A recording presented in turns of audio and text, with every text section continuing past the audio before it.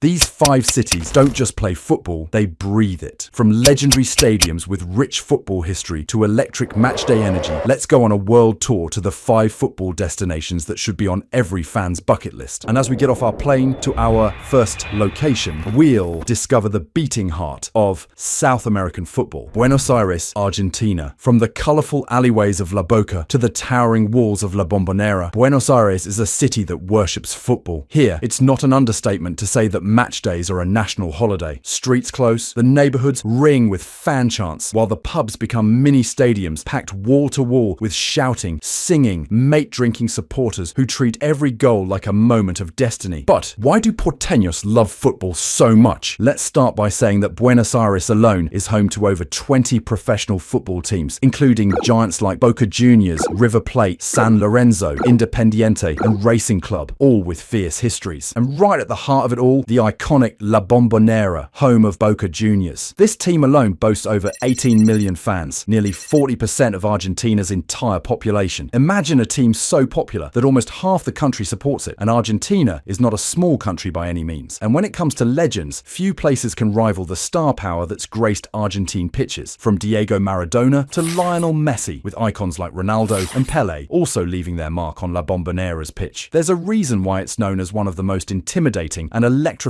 stadiums in the world. But don't think La Bombonera is the only iconic stadium in Buenos Aires, because just across town, you've got the largest stadium in not only Argentina, but the entirety of South America. This is El Monumental, home of River Plate, Boca's historic rival, and a very fittingly named stadium for sure. When these two face off, it's not just a match, it's Superclásico, one of the fiercest football rivalries on earth. But, in case you're wondering, Buenos Aires' deep football culture dates back to the early 1900s, when British immigrants and railway workers brought the sport to Argentina. From there, it exploded in the city's working class neighbourhoods, and the rest is history. A lot to unpack here in Buenos Aires, but it's time for us to fly to our next destination, the origin of football love in Argentina, London, England. We're talking about the birthplace of football as we know it. From legendary clubs to cutting-edge stadiums, London is an absolute paradise for football fans. And here's where it gets interesting. London has more professional football clubs than any other city in the world. That means wherever you are in the city, you're probably just a few minutes away from match day. Let's start with the big names. You've got the sleek and modern Emirates Stadium, home to Arsenal, one of the most storied clubs in English football. Then there's Stamford Bridge, the historic fortress of Chelsea, where trophies and tension hang in the air. And don't forget Tottenham Hotspur Stadium, a futuristic marvel that's not just a football venue, but a technological showcase. With its retractable pitch and next-level facilities, it's considered one of the most advanced stadiums in the world. But it doesn't stop there. London is also home to passionate local clubs like West Ham United playing at the London Stadium, and the gritty working-class charm of Millwall, QPR, Brentford and Charlton Athletic, each with their own deep-rooted identity and fiercely loyal fan bases. Whether you're into the high drama of North London derbies or the community spirit of smaller grounds, London has something for every type of fan. But we wouldn't be honouring London's football culture if we didn't mention Wembley Stadium, the iconic home of English football. With its towering arch and seating for 90,000, Wembley is practically a football mosque, hosting everything from FA Cup finals to England internationals and massive European nights. Stepping into Wembley is stepping into another world. But what makes London an attractive location for fans is that its football experience extends way beyond the pitch. You've got club museums like Arsenal's and Chelsea's, guided stadium tours, walking tours through historic football neighbourhoods, and countless pubs where the game is always on screen and banter is always flowing. Even when there's no match, football is in the air, in the chatter, in the culture, in the identity of the city itself. Let's compare making a trip to London to the pilgrimage to Mecca for Muslims. Just as millions of Muslims make the journey to Mecca as a central act of their faith, for football fans, making a trip to London is about connecting with its origins. But if you're a real football fan, chances are both Buenos Aires and London were already on your bucket list. Let's talk about one of the football tourism world's hidden gems now, northern Spain. It might not get the spotlight like Madrid or Barcelona, but make no mistake, northern Spain is a hidden paradise for true football lovers. This is where the game runs deep, where passion is personal, and where the atmosphere is as rich as the food and the landscape. Let's start with San Sebastian, home of Real Sociedad. Their stadium, the Reale Arena, is a gem, modern, sleek, and set between the sea and the green Basque hills. When the team scores, the roar echoes between the mountains and the waves.